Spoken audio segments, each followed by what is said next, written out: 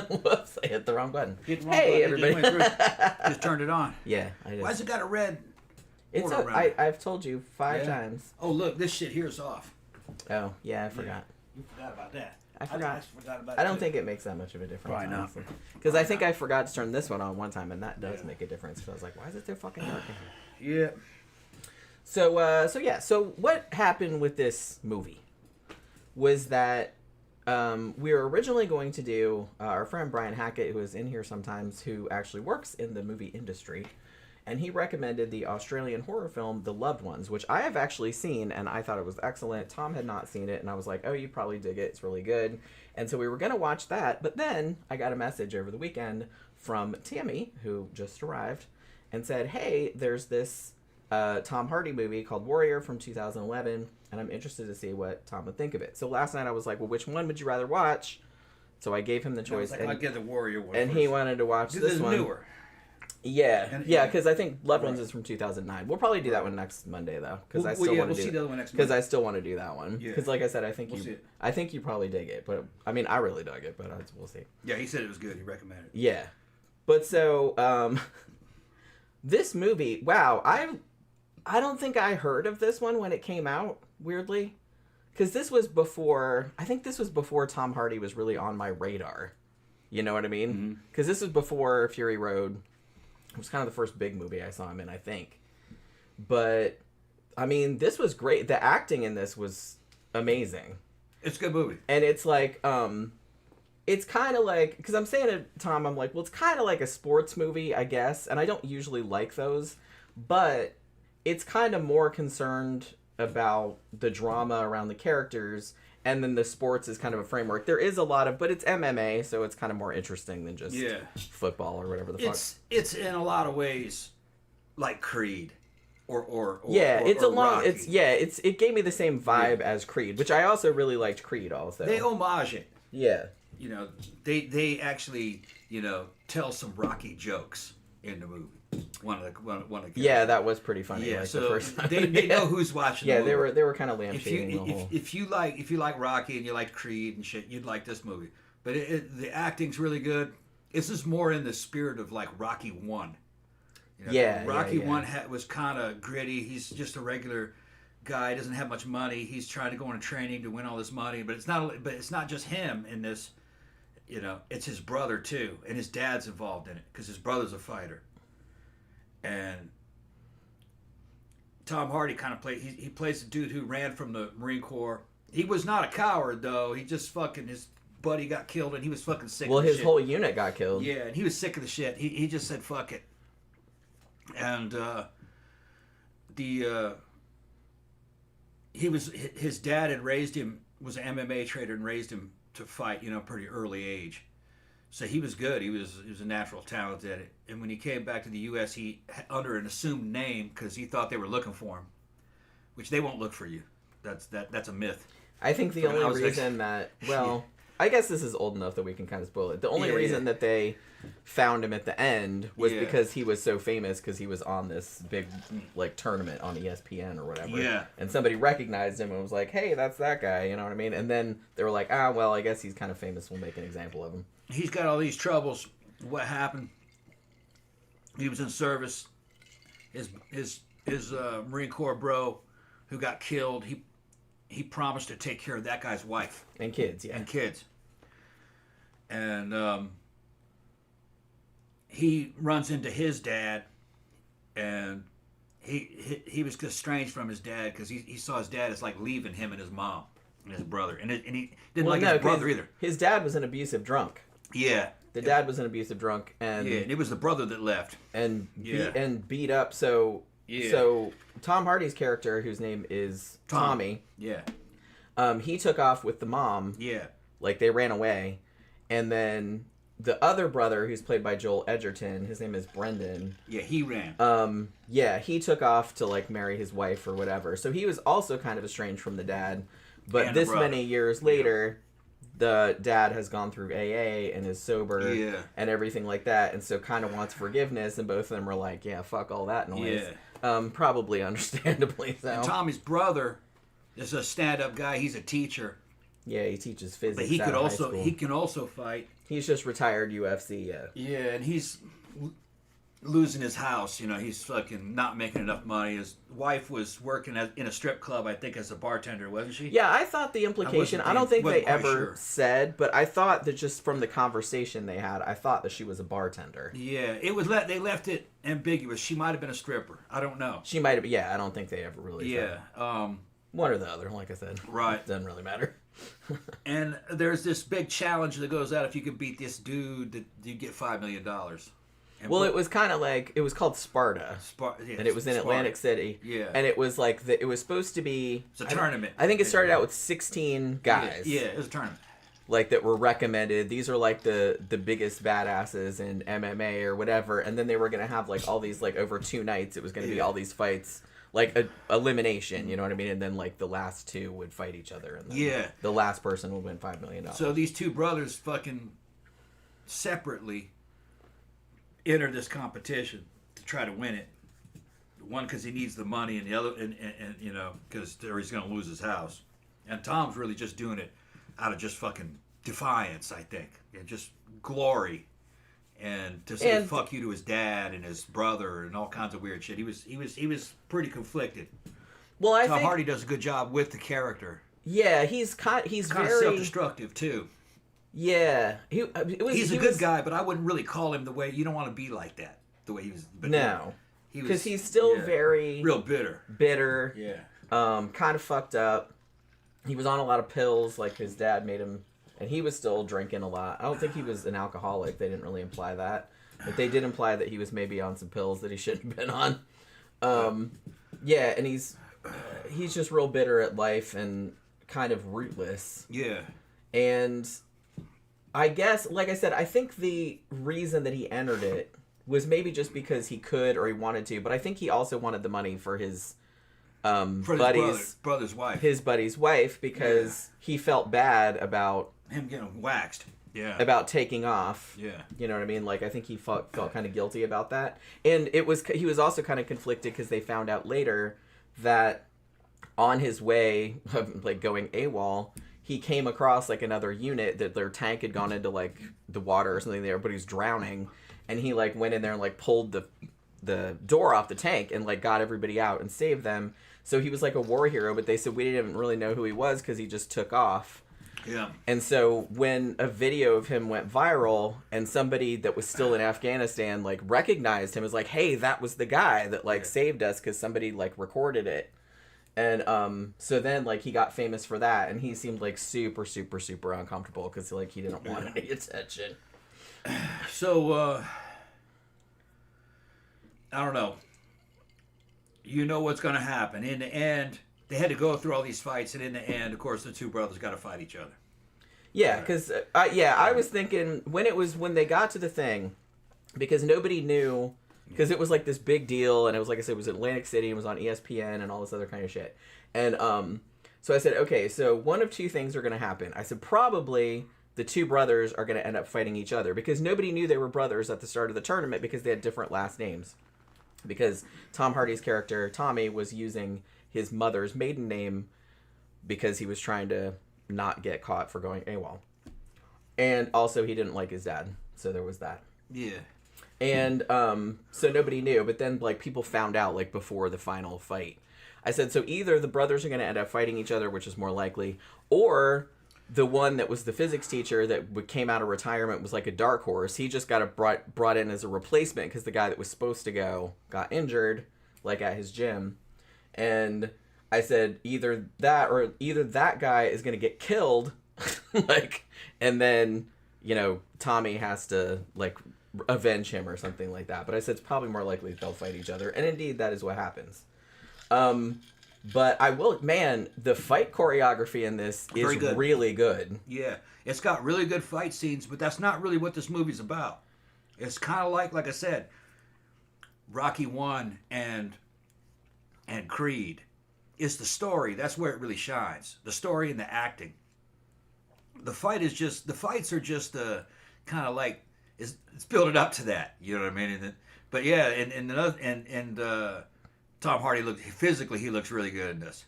Yeah, you can tell he got like in really good shape. Yeah, he looks juicy as hell in this. All right. Yeah, he's juicy. Yeah, he actually looks better in this than he looked as Bane.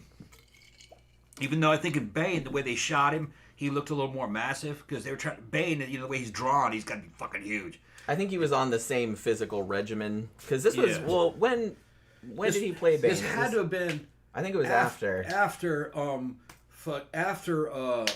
Bronson, because the Bronson movie he was in good shape, but he wasn't this big. He wasn't that cut either. Yeah. Do you know? I don't know. Because he's pretty lean. He looks good, and the guy who's playing his brother looked good too. Joel Edgerton. Yeah. He looks I like good. that they had him look. He looked like he could kick your ass, but he also looked like he's out of shape. Like he had been retired, which he had because that was his character, and he'd been a teacher for many years, and then he was getting back into it, and then went back into the gym to train. So he wasn't in quite as good a shape as Tom Hardy. And I also like that both of them had very different fighting styles. The hilarious thing to me was that Tom Hardy in this, his whole fighting style, he would just come into the ring and just pat, pat, pat, pat, and he would just beat the crap and just knock somebody out. He was just brawler. Immediately. Yeah.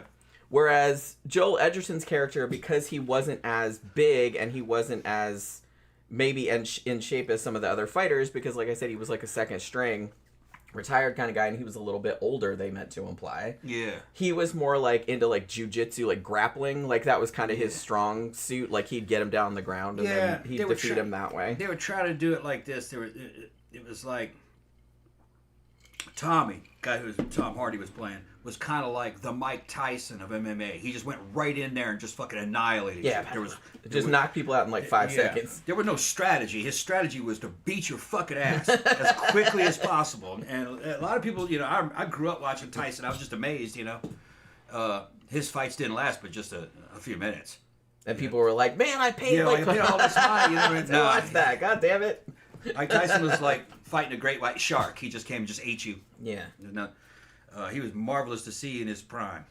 And then his brother was kind of like a Cassius Clay, Muhammad Ali guy. He was using strategy and fancy moves and fucking, and evasion and trying to use a bunch of different holds, which it worked. But, man, he was fighting some guys that were much bigger than him. You look at him side by side, you're like, hey, no way, that dude.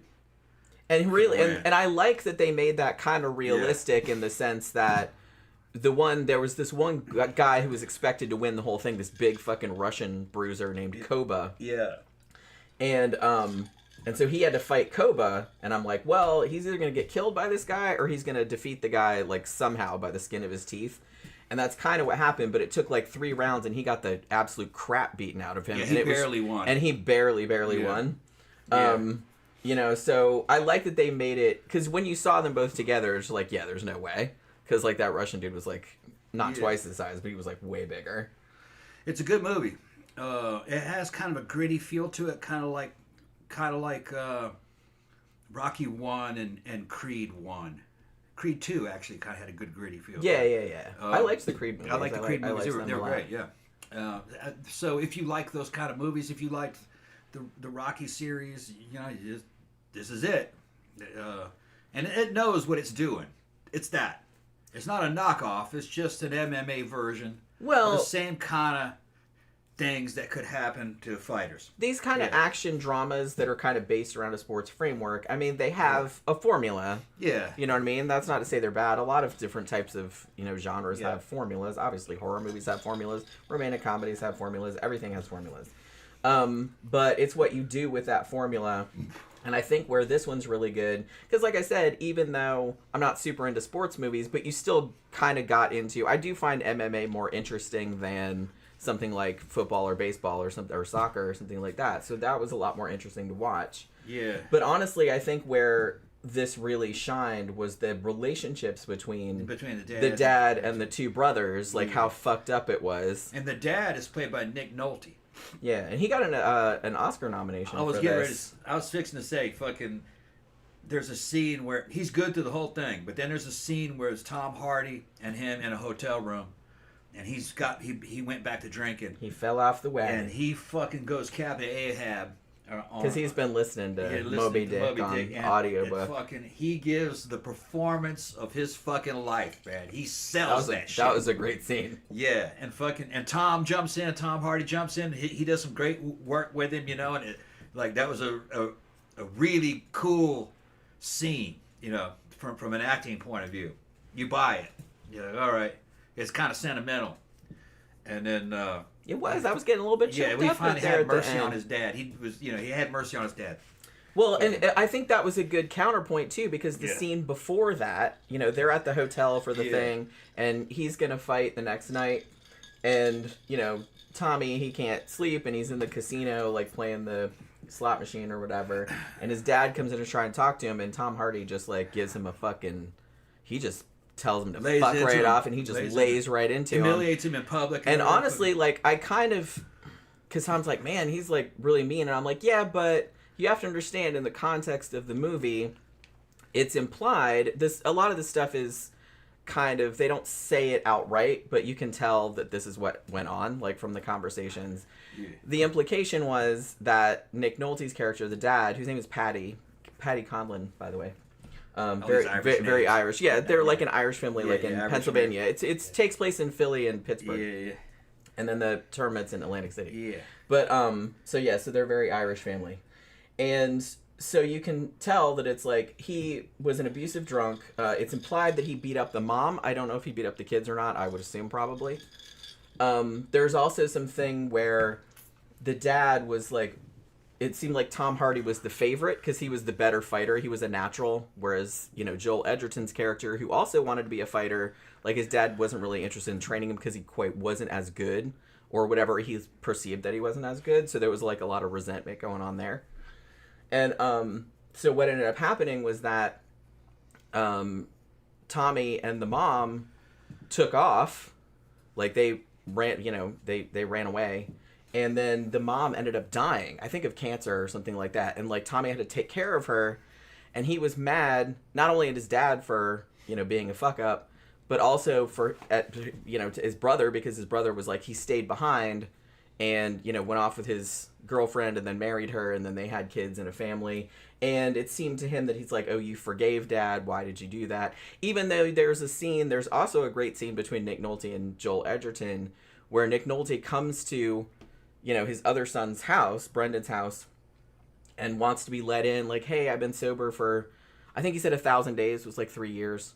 And, and he's like, fuck no, you're not coming in. I said, I'll talk to you, but just on the phone. You know what I mean? You're not coming to my house. And they imply, again, they don't say, but they imply that since he's been sober for 3 years, and he has a daughter that's 3, and then a daughter that was just born. And he just saw the 3-year-old daughter when she was a baby and hasn't met the other one. And you're led to assume that the last time they let him come over, something bad happened with the baby. I don't think anything terrible or anything, but maybe he showed up drunk or something, and they were yeah, you're not coming over anymore. Like I said, they don't say that outright, but that was the gist I got from the conversation. So nobody gets along. But the thing about it is that when Tommy comes back, he knows his dad is a really good trainer and wants to train him. But he's like, look, this doesn't mean that I forgive you. This doesn't mean we have a relationship or anything like that. I just want you to be my trainer, and that's it. And then I want you to piss off. Yeah, Tam, if you like this movie, I know you're a Tom Hardy fan, but if you like this movie, you'd like to see the 2 Creed movies. They're good too. Real good. They're I imagine she's probably seen those. Yeah, I thought most people had seen. Yeah, it's got the same guy that was in Sinners. And, and Michael B. Jordan. Yeah, and Sylvester Stallone's in them. Is he in the second one? Yeah, he's in the second one too, I think. I think so, yeah. Yeah. I mean, I liked the first one slightly better, but the second one was good too. Yeah. But this is along the same lines, but like I said, it's all the character stuff that really kind of makes this, because they really did sell the relationship between these 3 characters and how this kind of all... Yeah. The culmination, at this big tournament, how it turned out and everything like that, kind of brought them all together, sort of. It was kind of heartwarming, honestly. There's some good local fight culture stuff that happens, though, too. The scenes that happened, going into Rocky, and the classic fucking fight where he comes back into town, and he goes back to his old gym where he learned to fight when he was a little kid, and the trainer's not there anymore. And it's been taken over by new dudes, and he tries to get back in there, and nobody knows who he is, and they all got the hot shots in there fighting, and he keeps asking, "Hey, can I come help warm up your guy?" And they go, "Man, get the fuck out of here," because he's brand new. We don't know who you are. He gets in there and just fucks people up. They're like, "Oh, okay, yeah." And somebody filmed it, and then it goes viral. Yeah, it goes viral. Because the guy that he beat up was like kind of famous. Yeah. And he hadn't done it in a long time, but he was just natural, and he, was still in good shape, from the service, and just he knew what was going on, and he just did it, And like, that was like something out of Rocky or Creed, and I liked when they include that kind of shit, because when they show only the big fights, they're glorifying it too much. That's not the way most fighters are. Most of them are in those little local gyms. Yeah, that's where most of them are. So and they don't kind of show, and they don't show what the ground level is. Yeah. You know what I mean? And I like that better. And I like too that Brendan, the brother, who had retired and he was working as a teacher, but they had refinanced their mortgage. I'm assuming because there was like a scene with him in the loan office or whatever, and their mortgage was underwater, and they had like a pretty average looking house. It wasn't big or anything, and they had 2 kids. And his wife was working too. Like I said, I think she was a bartender or maybe a stripper. I'm not really sure. They didn't say. Like she worked. A stripper. She worked at a bar or something like that. That's all. They didn't show her at work. They just had a little conversation. Yeah, he was fighting at a strip club though, wasn't he? Or outside it was like outside a strip club. It was like a maybe like she was just a bartender. I don't know. Yeah. She said the guys were hassling on her.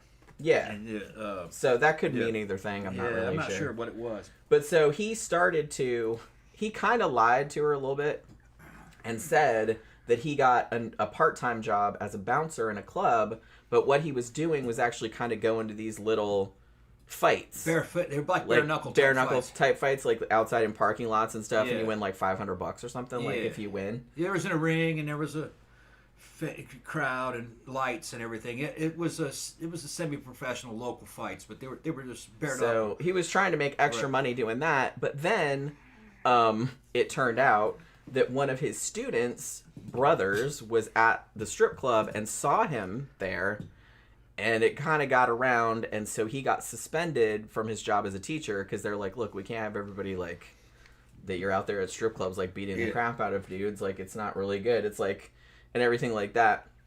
So then that was when he said to his wife, yeah, I've been doing this shit, sorry, and and also I got fired. He didn't get fired. He got suspended. I don't know if he ever got his job back. They just leave it. But in the end, it kind of didn't matter. But he's like, that's why I have to go do this Sparta thing, because if we win $5 million, then all our problems are solved. We can pay off our house, and we don't have anything. Because I think, they had another thing, too, where one of their little girl, their 3-year-old, didn't she have, like, a kidney? Like, she needed a heart transplant, or something was wrong with her heart? I think that was the excuse that they gave the bank in order to get the loan. No, because he said it to other people too. Okay. That when she was born, the bank thought it was a excuse. Because remember, he said to his friend that ran the other gym, because he's like, oh man, like I heard that your daughter was having a hard time and she was in the hospital and stuff like that when she was a baby, but she was all right. But of course, they were like in a whole bunch of medical debt because CB's asked me about Gary Busey. What do I think about him pleading guilty to a sex charge? I didn't know that this is the first time I heard about it. I didn't know he.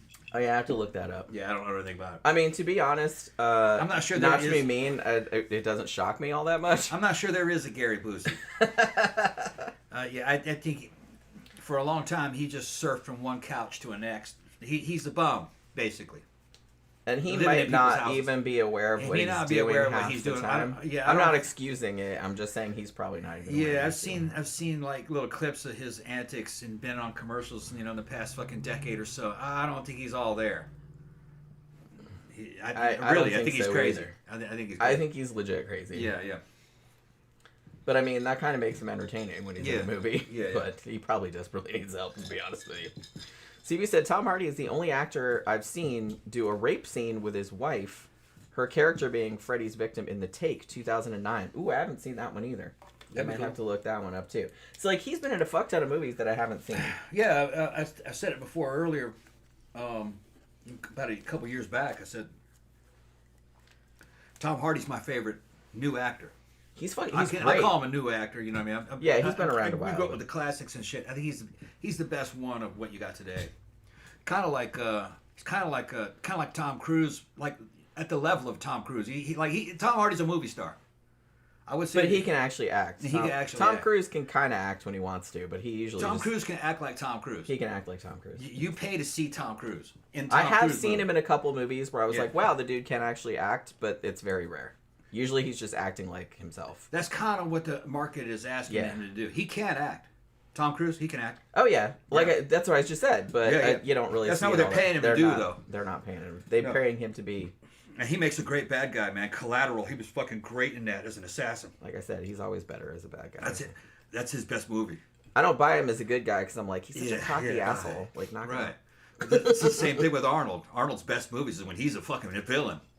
Terminator. They just don't want to. They don't want to play a bad guy, but they're so much better at it. Yeah. You know. Yeah. Unfortunately. Well, they don't want to be bad guys because it fucks up your career. Yeah, it does. You end up being a bit part.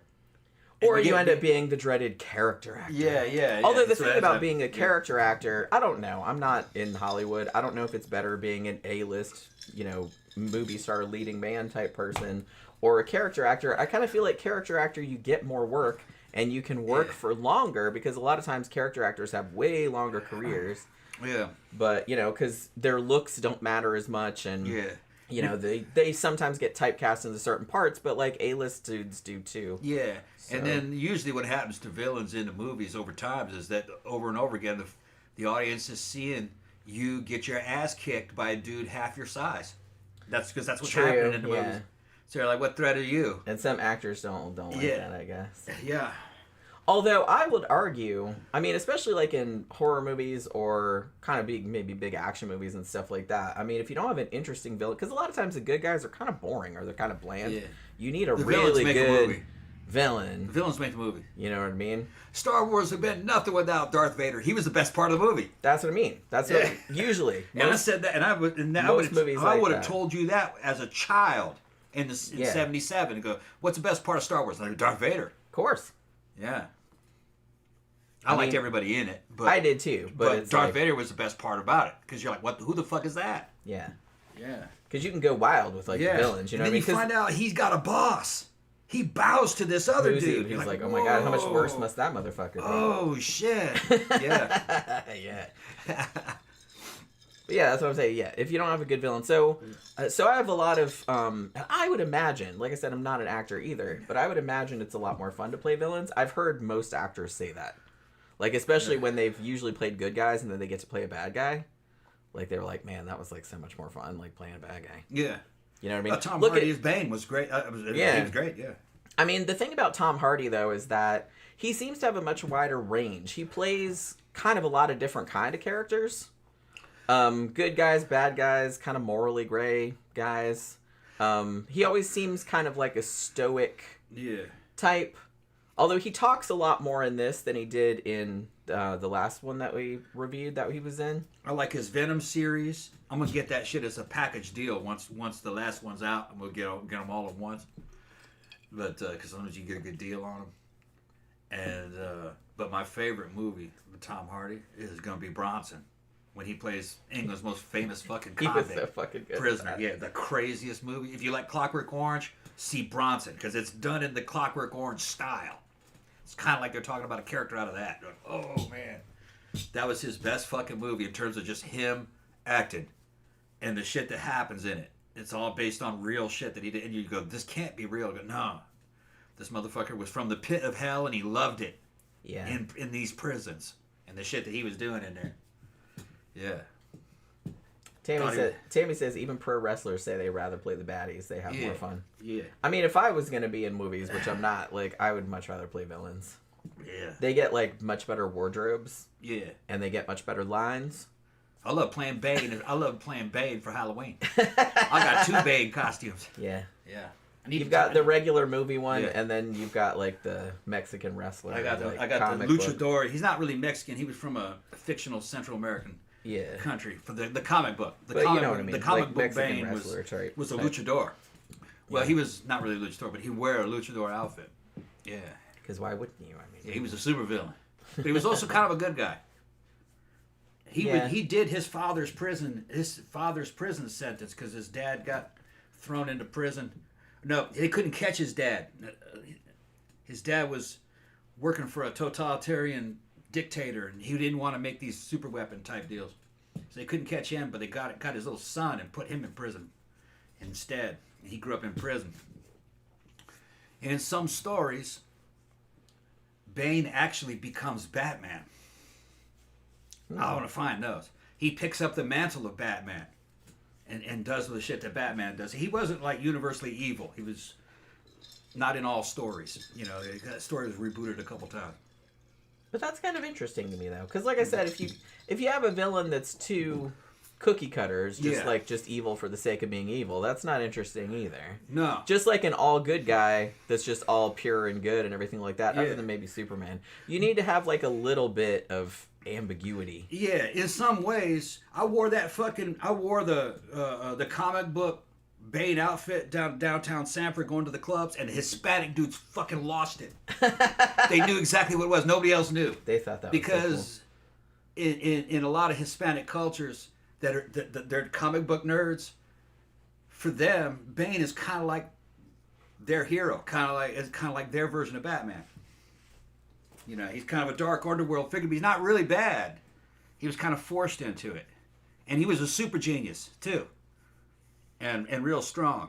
Well, there's a long-standing tradition of like luchador type characters being like superheroes in like Mexican films in Central America too. Just all of it. Like look at the couple that I've seen with what was the one that was on MST? Samson versus the Vampire Women, which is Samson the Silver Mask Man, fighting vampire ladies.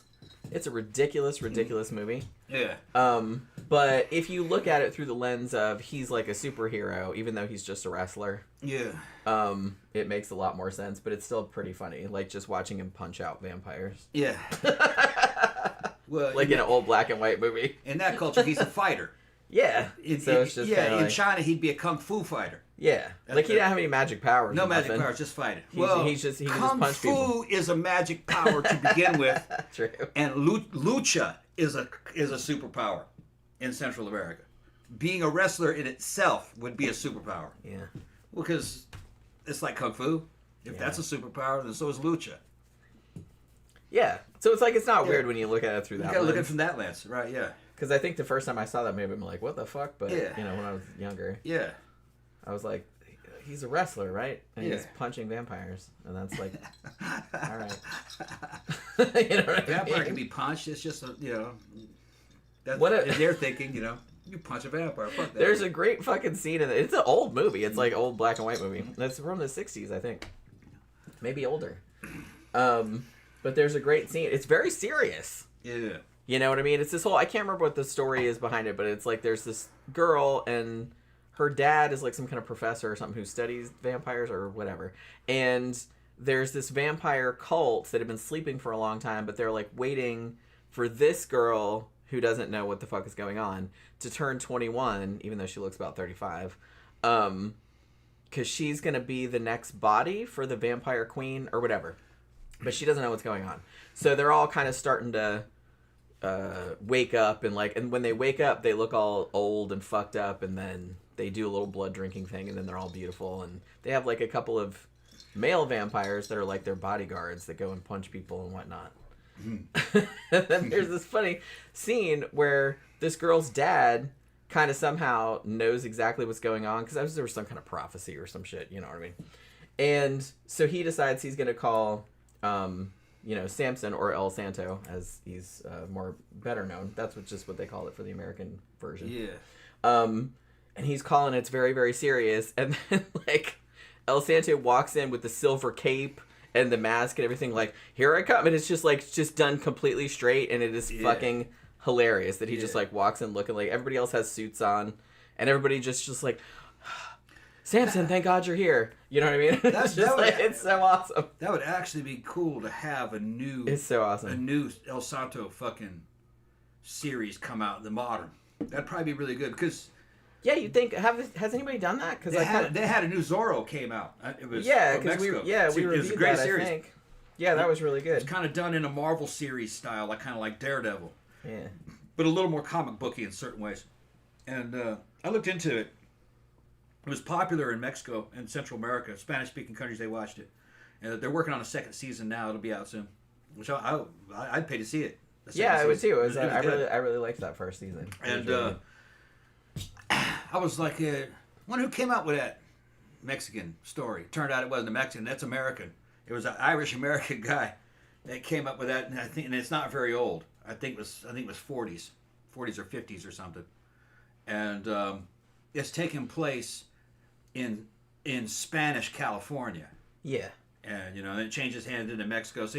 So Zorro's actually Mexican American, and he was from Spain though. Yeah. Fucking what was his name?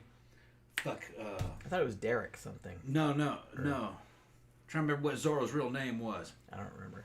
But it's on the tip of my tongue. He was from somewhere like Madrid, and he came over here as a boy, and was raised in California. So it's a cool, fun story. And they left it at the end of the series. He's in New York, standing on top of a fucking skyscraper. I'm not sure there was skyscrapers in the 1800s in New York. There were a few, yeah, I think. Because you were talking about 1860. You can. Yeah, 1850. I don't know. I have to go back and look. I thought there were a few, but maybe not. But the way it was shot and everything looked beautiful. It was like something out of Batman. Yeah. And there's a lot of crossover between Zorro and Batman. He's very much like Batman. Now I'm kind of wondering if movies like this that have MMA fighters in them. Mm-hmm. Well, because look at the things that happen with the kung fu movies, like Bruce Lee and stuff like that, who are kind of like everybody knows that's not magic powers or anything like that, but it is kind of mythologized. Yeah. To a small degree. So now I'm kind of wondering if in the future MMA fighters will be I don't gladiator know. type. I think the bar was lower a long time ago. And I was talking to Khan of Atzlan about luchadors and fucking El Santo, and he said that was early 50s, when they started making those movies. Yeah.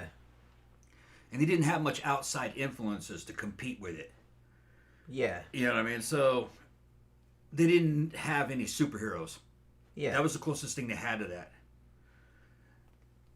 That probably wouldn't have happened if they had known about, say, superheroes or Star Wars or fucking even video games. That kind of thinking doesn't happen. So it was invented in a time when people couldn't imagine much more than what they were used to seeing. Yeah, it's now you can see everything from everywhere. So now, it's not kind of all bets are off. I guess. Right. They would probably have movies about lucha, but they wouldn't be on the level of a superhero. They'd be more like something like out of Creed or, you know what I mean? Yeah. Well, that's kind of what I was thinking because be like that. Even the ones that I saw, the El Santo ones where he was fighting fighting vampires, he legit did not have any magical powers at all. He could just punch vampires out. Yeah.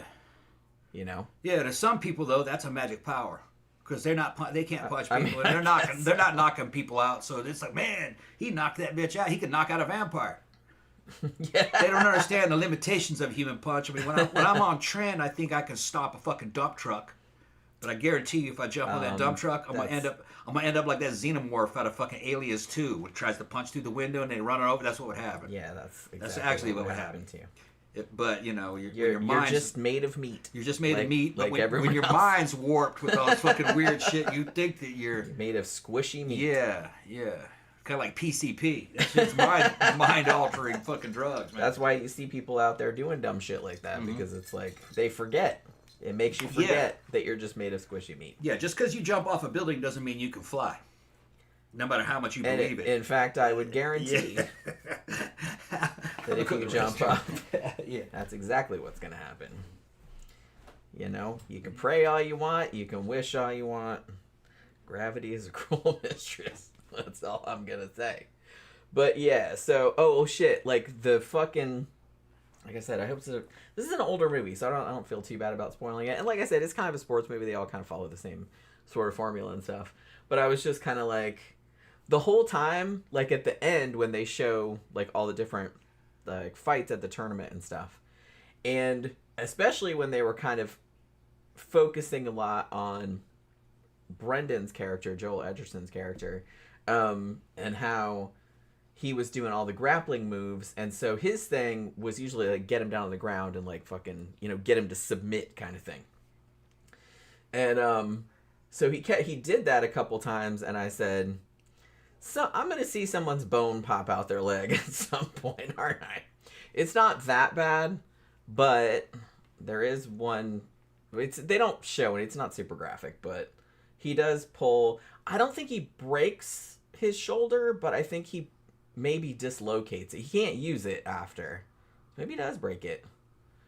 I thought it was just dislocated. Oh my god. And then like when that happened in the movie, I told Tom, I was like, when I was younger, my little sister, who's 7 years younger, I don't remember how old we were. Like I was kind of grown. I was a teenager. And she was like, you know, 7 years younger, obviously. And I was giving her a piggyback ride. And she slipped off my back.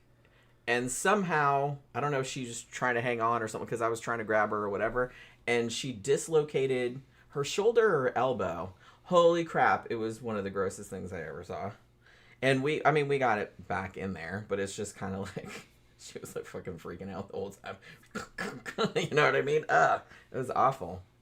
So I still remember that to this day. I wonder if she remembers that. I'm sure she probably does. She wasn't that little. She was probably 10, maybe 10, 11, something like that, maybe a little bit older. But yeah, so that scene where I was expecting somebody's bone to pop out. I thought he was like someone's elbow bone was gonna pop out. You know the scene in fucking what was that in Over the Top? What's that? Where he was arm wrestling the dude and he snapped his fucking broke his leg. I still can't watch that. I know it's fake, but I was just like, oh, because I could picture that happening and what that would feel like. Oh, that's horrible. Over the Top was one of Stallone's worst movies. I would agree with that. Yeah. Yeah. It was pretty terrible. Yeah, my military school that I came up in is in that movie. I went to that school. One where he picked up his son. That's literally the only scene that I remember from that. Was like him that was my breaking school. Breaking that dude's wrist. Yeah, it was called Southern California Military Academy. It was on Signal Hill out. Good special effects. Right outside L.A. Yeah. That's pretty funny. Yeah. We should review that one of these days. I don't know if I'm going to sit through the whole thing, though. Yeah. And I don't know if I can watch that scene again. I've seen it a bunch of times because, like, you know, people have clips of it. And every time I see it, I'm like, ah. I think his absolute worst one that I've seen was fucking Escape Plan 2. Escape Plan 1 was good. Escape Plan 2 fucking sucked. I didn't see either one of them. Horrible. He's only in it a little bit. They kind of subbed it out to some other people. What was the escape plan? There was no escape plan on it. They were just trying to say it was just a cash grab. The other one was one called ICU, spelled E-Y-E. I remember that coming out, but I didn't see that. Horrible. Either. Unwatchable. That's a dumb fucking title. It was going to be a monster movie kind of like Alien or something. Taking place up in some frozen Arctic, but then they changed it around to a serial killer after they shot a lot of it. It just doesn't make any fucking sense. I'm not sure if I want to see Sylvester Stallone in a horror movie. Yeah, it's supposed to be like a horror movie. I don't know if he's like a horror movie guy. One Stallone movie that I grew to appreciate was Cobra. Have we reviewed Cobra? Yep, no. I don't think we have. When it came out, I didn't like it.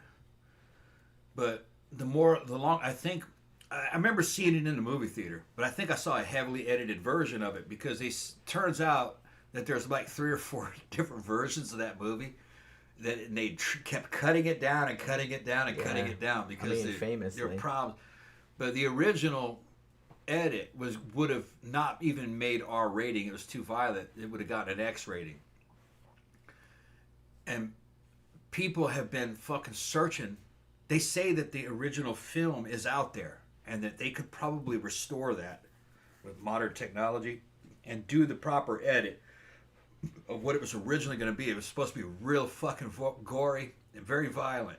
An army of serial killers and shit. So I like the movie Cobra not because how it is I like it because what it was supposed to be. And I appreciate it more. Like, okay, because the censors of the time kept telling them to cut shit out of it. Yeah. That was going to be a really good movie, but then they cut the balls off of it, basically. They did that a lot in the 80s. I know, you know, and I know a lot of people are just like, oh man, all the fucked up shit they showed in the 80s. They cut a lot of shit out of movies in the 80s. Yeah.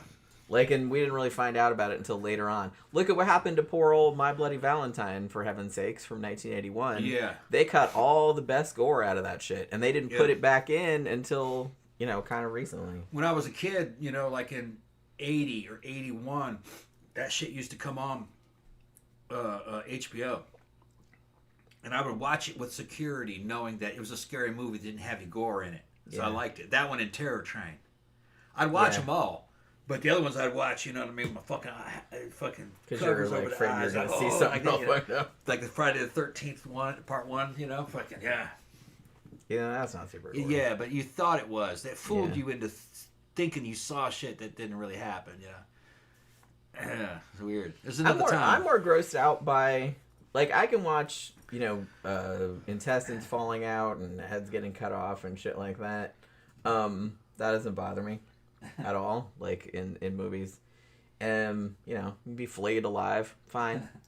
But like I said, that scene in Over the Top where that dude goes like that that grosses me out. That grossed me out. Shit, anything, like I said, having to do with like shit or vomit or anything like that. So like Human Centipede. There's really nothing to that one. Well, I know, but it's just kind of like the idea of it. Yeah. Because like I guess because it's like more, I don't want to say it's more mundane maybe, but I could imagine that happening to me, and I could imagine what that would feel like. You know what I mean? Yeah. Like, no one's gonna flay me alive. I hope not. I mean, you know, I know that's happened to a couple people, but it's not very common. So it's just kind of like, but you know, everybody can think of it's like, oh, I jumped out, like, or I fell out a window and landed on my ankle and it went, you know what I mean? Like, that's happened to like a significant number of people. And so shit like that gross me out, like gross ass like sports injuries. That kind of thing bothers me. But like I said, I can watch people get, you know, skinned alive all day long. If it's fake, I mean, you know what I mean, obviously, like in movies. But I don't know. I don't know why that grosses me out, and like other shit does it. But, and like I said, anything to do with poop or anything like that, I can't watch anything like that. Yeah. All right, so I guess we covered this one, huh? Yeah. Oh, I was gonna say too that even though this movie, like I said, Nick Nolte got at Academy Award nomination, he didn't win, but it was for Best Supporting Actor. Yeah, and you know, and rightfully so. I mean, he was fucking great in this. Everybody was great in this, honestly. And it got really good. You know, the critics were very kind to it. They liked it a lot, but for some reason, it didn't make. I don't think it lost money, but it didn't make that much money. You know what I mean? Like, it seemed like it started okay, like in third place or something like that, but then it just kind of fell. So I don't know if people just didn't respond to it because they thought it was another movie like that, or I don't know. A lot of it is just the hype. You know what I mean? The advertising before the movie. Promotion. Maybe. Like I said, I don't really remember when this came out, so I don't know how they promoted it or... And a lot of it depends upon when the movie hits the theater, how it strikes in the zeitgeist of the time. Might have been that there was a bunch of other good movies at the time. People really weren't paying attention to the movies, that kind of shit. This one fell, and people really didn't see it. So they didn't know it existed. That has a lot to do with it. But, you know... Tom Hardy's got a fan base now, so I'm sure people go back in the catalog like we do and watch. Yeah, that's kind of what I'm thinking, because I didn't even know about this movie, honestly. But we're just going back watching shit that he was in that, you know, Tammy recommended, hey, you know, I want to know what Tom thinks about it. Yeah. This is a man's movie. It's a very good movie. I think there's literally only 2 women in it, and they're maybe in 5 scenes. Yeah. It's all dudes. All the time. It's a good movie. It's about male relationships, so fathers, brothers, you know. Very much in line with Rocky and Creed and other fight movies. It's like that. The good fight movies. There's a shit ton of. Well, of course, there's a lot of terrible ones. You know, it's right up there with those. So I think I call it. It's a proud entry into the fucking. And I gotta say another thing about it is that Tom Hardy does an excellent fucking Yankee accent in this. You know what I mean? He sounds very natural. So he sells his Americanism. Yeah, you wouldn't know, he's a British guy. When he was British. In that particular accent. And he talks a lot more than he did, like I said, in the other one that we saw. Now, when he's in Venom, it's his accent's a little extreme in that. It doesn't quite. It's kind of an extreme New York kind of. It kind of sounds a little bit fake. This one is not so much. But he's in a comic book movie. Venom is a comic book movie, so yeah. So everything's a little over the top. Over the top. In this one, like I said, I don't think that you would. Nothing stood out to me. Is a fake accent as like being a fake accent. Yeah. Like he sounded. Yeah, he just sounded like an American guy from that part of the country. Northeast. Like I said, from Northeast. He's supposed to be from Philly or Pittsburgh, I guess. Yeah. New England. That sounds about right. Yeah. Chucklehead. Sound like a chucklehead. Yeah, that sounds about right. Yeah. Like, Irish American. American chucklehead from New England. Kind of bruiser dude. Hey. Working class. Yeah. Hey. Yeah. Kind of sounds like that. But not like he's doing a Rocky impression. Yeah. But, because he does talk a lot more in this, like I said. Yeah. Because in the last one that we did, the Lawless, he doesn't, he doesn't have a lot of dialogue in that one. Yeah. And I gotta say, the Rocky is a good series. But Rocky 1 is a masterpiece. That movie's got a lot of heart to it. Although they all do, but that particular one really stands out. Well, if there's no heart to it, there's no... I mean, it's just spectacle. I think the reason that this movie works, like the reason that a lot of quote-unquote sports movies work or things like that, is because you give a shit about the characters. Like, you don't... I read a review of this movie that I thought was, like, really good. It's like, unlike a lot of movies of this ilk, it's like, during the last fight, like, you don't want either one of them to lose. Yeah. You know what I mean? And it's just kind of like, it's not like, it's like, hey, that's the good guy, and hey, it's like Rocky fighting the Russian or whatever. It's just kind of like, these two guys is like, man. Yeah. It's kind of, you know what I mean? Because it's like, this is this whole complicated thing going on. And so you're kind of rooting for everybody. Sort of. And I don't know.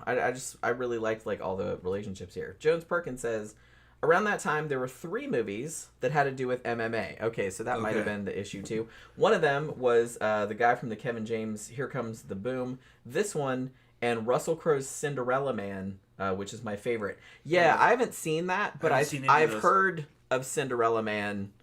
I don't know if it was a huge hit or not, but I've heard of that one more than this one. You know what I mean? Yeah. But I've heard it was good. Like, I just haven't seen it. But so... Yeah, and I was thinking, too, I know you probably haven't seen it, but have you ever seen the Mickey Rourke movie, The Wrestler? No. Okay, you probably really like that. That movie is excellent. And that's this is kind of along those lines, too. That was after Mickey Rourke went crazy and actually started to fight? Yeah. What year did that come out? I can't remember now. Mickey Rourke is an interesting dude, man. Look. He got so sick of Hollywood. And because of how fake Hollywood was, he started to actually fight in real life, and he got the shit kicked out of him. And he got very tough, but I think he had multiple head injuries too, because he kind of got crazier and crazier as they were beating him up. I mean, that's your brain in there, buddy. Yeah. Yeah. Although I give him credit, man. He was actually fighting. Yeah. I don't think it was like best for his career, but. Had he done a little bit.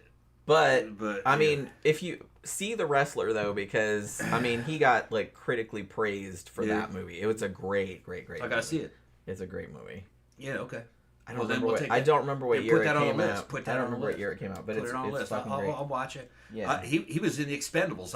In the first Expendables, I thought he did a little cameo. He was as a tattoo artist. And I was like, okay, yeah, there's that crazy motherfucker right there. Yeah.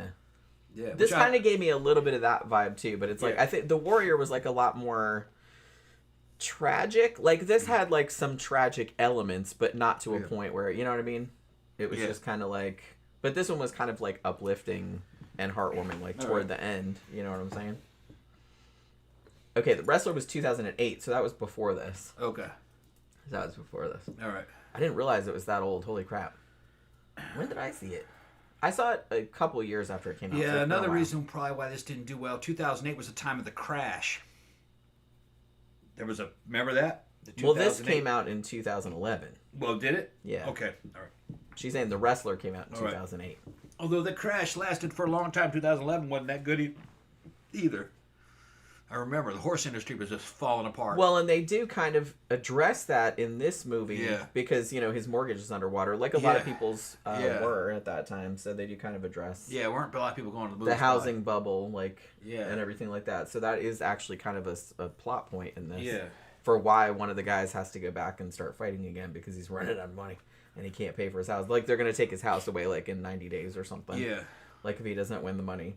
So that was another thing, too. It's like... I kind of liked that they had, Tommy, Tom Hardy's character, he had a reason for fighting too. Like, he wanted the money for, to take care of his friends, his dead friends, like, family. But, Brendan, Joel Edgerton's character, I mean, his whole life was on the line. It's like, if I don't win this money, they're taking my house away. I'm going to be homeless. You know what I mean? So it's like, who wanted it more is kind of... what it was. And I think he was also trying to like impress his dad more because he was always like second best. You know what I mean? Like his dad was always kind of like he thought he wasn't good enough, like he wasn't as good as his brother. So I think he kind of wanted to, so he had more incentive, I guess, even though he wasn't as good. You know what I mean? So I thought that was kind of cool that they addressed that as well. Jones Perkins said, Cinderella Man was not the greatest success necessarily. At the time, I had just lost my job and was fighting for money, housing market crash. Fun fact, Cinderella Man in Russia, it's called Knockdown Man. How does he know that that's what it's called in Russia? Is he a Russian? Well, no, but I mean, you can look online and find that stuff. Wonder why he brought that up, though. Like a lot of times. Because they're called a lot of different. They're called a lot of different things in a lot of. Well, they're gonna call it markets. Whatever they think is gonna sell best in that market. Yeah. I still remember the first time I went to the UK, like back in the 90s or early 2000s or whatever, and I was laughing at. I'd go to the video store and like they'd have all the movies in there, and some of them, most of them had the same titles, but some of them had different titles. The one that I remember most, do you remember that movie, Encino Man? Yeah. That was called California Man over there, because it's like they don't know what Encino is. They don't know what Encino is. Yeah. So I thought that was pretty funny. Where'd you see that? In the UK. UK, yeah. Yeah, they just call They wouldn't know what Encino was. California Man. Yeah, Encino was like a super trendy, yuppie neighborhood in California. Yeah. So it's like they wouldn't get the cultural connotation. Right. Even if you knew that it was a city in California, you wouldn't necessarily know like the cultural connotation. The foreigner would just kind of group all Californians in together, even though California is the size of a country. Even though it's vast. It's the size of a country. What does it have? The 8th largest economy on Earth? It used to. I don't know if it still does. I think it still does. I think a lot of companies left though. They're in a jam, especially after most of it burned down. You don't remember that bit? You didn't know that big fire happened a couple months ago? I know that big fire happened a couple months ago. And there's people been leaving. But yeah, so it's physically bigger than physically bigger than Japan. If you add up all it probably is, yeah. Another thing, actually, it's funny because I was watching one of Brandon Tenold's videos last night, and he was doing an Australian movie called Blood of Heroes. I think it's called Blood of Heroes. And it's like a post-apocalyptic sports movie, kind of. Yeah. Rutger Hauer was in it. Like, it had all this... Joan Chen was in it. Like, all these famous people were in it. Yeah, I'd never heard of it. And I'd never heard of it either. But in Australia, it was called Salute of the Jugger. What is the Jugger? Well, I don't know if that's a thing in Australia, but it had to do with that was what the players of the game were called in the movie's universe. Yeah. And so I'm sure they thought, well, Australians will probably know that or figure it out, but like everybody else would be like, what the fuck does that mean? Like that sounds like because Brendan Tenold was like, kind of sounds like a racial slur. Yeah. So you know what I mean? So it's like they probably had, but we called it Blood of Heroes. They named it like a line after a line in the movie or something. A jugger, I would think that would be somebody that would stab somebody, being jugged in the fucking throat, jugular vein. Oh. Yeah, that kind of makes sense. Jugging somebody. They're not though. They're just beating the crap out of each other with clubs and whatnot. Yeah. It was kind of like rugby, but if rugby had clubs with spikes on the end, sorta. And they played it with a dog skull instead of a ball. But yeah, I didn't see the whole movie. I just saw like his 25-minute like takedown of it that had a bunch of scenes. It looked kind of stupid. I don't know if I'd ever watch the whole thing without someone making fun of it, but I mean, it had a lot of big stars. I don't think that movie would have aged well. Oh, I think Vincent D'Onofrio was in it too. Yeah. So there was that. But yeah, there was like I recognized like most of the people in there. Oh, and what's his name? The guy that played Toe Cutter. Yeah, he's in it. And Toe Cutter and Immortan Joe. He was in it too. Everybody was fucking in it. But it looked kind of terrible. I don't remember what year it was from though. But yeah, I just thought that was funny. That was the title. I was like, that's one of the most Australian titles I've ever heard. But yeah, all right. So are you ready to like wrap it up? Yeah. But yeah, this movie is on Amazon Prime. It's not free though. If you have Amazon Prime, it was $3.99. But totally worth it. Like I said, if you liked Creed or Rocky or something like that, this is kind of along, or The Wrestler, this is kind of along those lines. Like I said, it's kind of a quote-unquote sports movie, you know, focused around MMA, but it's mostly like about the characters, and all the character work in it is like really, really good. Like all the acting is really good. Anybody could watch a movie and enjoy it. Yeah, I mean, like I said, I don't really give a fuck about sports at all, like of any kind. But I got really into like all the character drama and shit like that. So you know how I roll. All right, so I guess we're gonna wrap it up for this evening. Be sure to come Wednesday night for our regular show. We are doing a show about Judy Garland. Many people have asked me about her and all her to do about poor Judy Garland. I feel so bad for her. Another one of Hollywood's victims. Yeah, man, she got fucked over hard. Although I will say, in her defense, that even though she got done real dirty, like a lot of actresses did back then, and actors too, people still talk about she is fucking iconic. Yeah. And she just she would get the lowest point, and then she would just come right back and fucking... I had forgotten how young she died. Yeah. 47 she was. Yeah. This won the vote. This is what by they a wanted. very large margin. This is what they wanted. Then we're going to give by you what you wanted. Don't be complaining and bitching that it's not a serial killer story. Well, we did a serial killer last week. We did it. Okay. We did Arthur Shawcross. All right. Like I said, I like to have a variety because I like to see what people are. Well, but yeah, the patrons fucking choose. So yeah, patrons and YouTube members. Yeah, yeah. I always try to put like a little bit of a variety in there. Yeah. And a bunch of people have recommended that we do Judy Garland after we'd done some Hollywood shows, and that was what won. Like I said, by a significant margin. So that's what we're going to be talking about on Wednesday. So thanks everybody for dropping by this evening. Tammy says maybe Judy was a serial killer. You don't know. I mean, anybody could. They just didn't catch her this whole entire time. She was Jack the Ripper. Who knew? You know, she was the Zodiac. Judy Garland was the Zodiac. #. But yeah, so let's make that a thing. Let's not make that a thing. Ted Cruz was actually the Zodiac killer. Was it Ted Cruz or was his dad? Wasn't that a thing that was going around? I don't remember. But yeah, okay, so that's what we're going to do the show about on Wednesday night. So thank you, everybody, for hanging out with us this evening. Thank you, Tammy, for the movie recommendation. It really was excellent, and I hadn't heard of it before, so it would have taken me a while to get around to it, probably. But yeah, so we will see you guys again on Wednesday night.